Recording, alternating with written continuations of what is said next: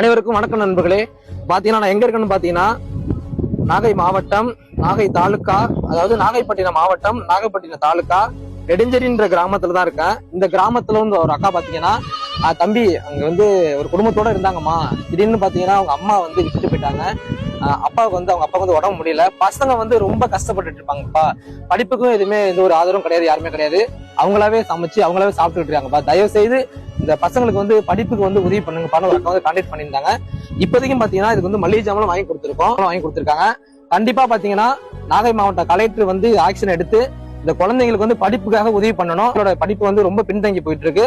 தயவு செய்து இந்த வீடியோ வந்து நாகை மாவட்ட கலெக்டருக்கு ஷேர் பண்ணுங்க நண்பர்களே. ஏன்னா இந்த வீடு பாத்தீங்கன்னா ரொம்ப பழுதடைஞ்சிருக்கு. கவர்மெண்ட்ல இருந்து கட்டி கொடுத்த வீடு பாத்தீங்கன்னா ரொம்ப பழுதடைஞ்சிருக்கு. இந்த வீட்டை வந்து பாத்தீங்கன்னா சரி செய்யணும்.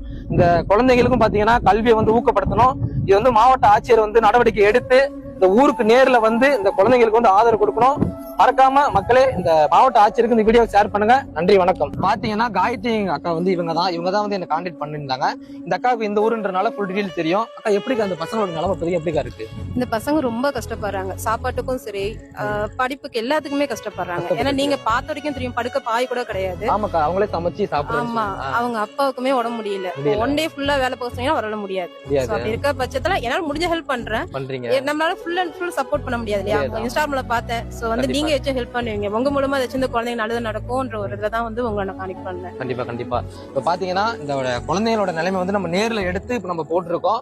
மறக்காம இந்த குழந்தைகளை வந்து ஆதரவு கொடுக்கணும். இந்த குழந்தையோட நிலைமை இப்ப எப்படி இருக்கோ இதை விட தாண்டி நம்ம மாத்தணும் நண்பர்களே. இந்த வீடியோவை ஷேர் பண்ணுங்க. நன்றி, வணக்கம்.